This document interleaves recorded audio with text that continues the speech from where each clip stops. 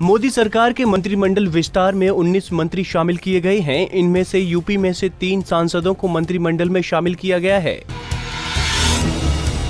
UP से जो 3 सांसद मंत्रिमंडल में चुने गए हैं वो अनुप्रिया पटेल, कृष्णराज और महेंद्र नाथ पांडे हैं।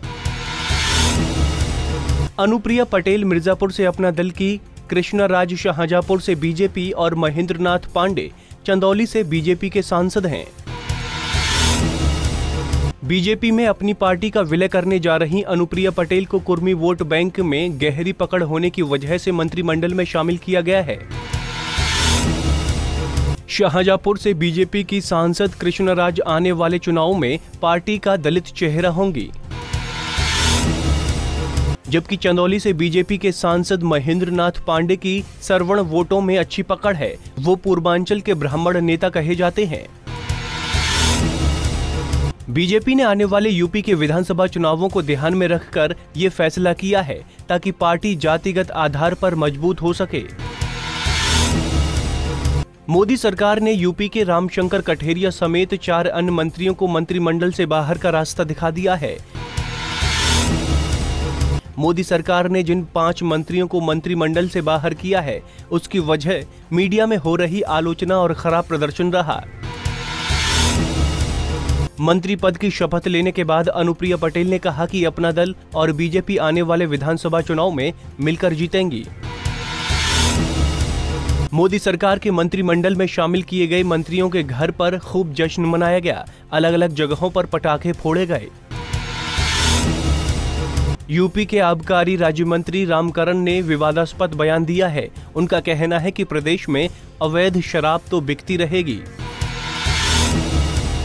सहारनपुर में एसडीएम ने सप्लाई इंस्पेक्टर को फोन पर गालियां दी। दरअसल एसडीएम नशे की हालत में बताए जा रहे हैं। एसडीएम की गाली गलौज के बाद जिले के सभी राशन डीलरों ने हड़ताल की।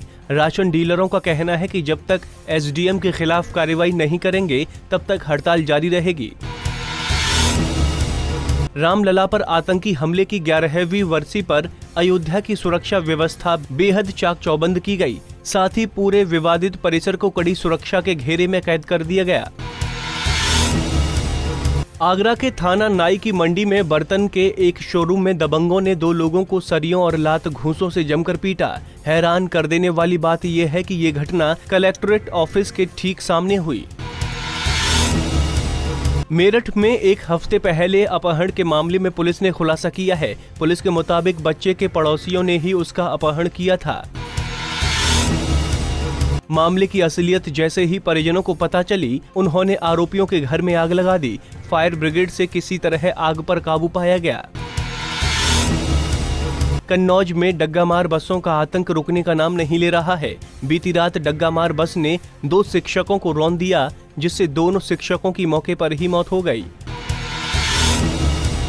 बांदा के तिंदवारी थाना क्षेत्र के मंगूस गांव में 3 किशोरों की तालाब में डूब जाने से दर्दनाक मौत हो गई। तीनों मृतक किशोर मंगूस गांव के ही रहने वाले थे।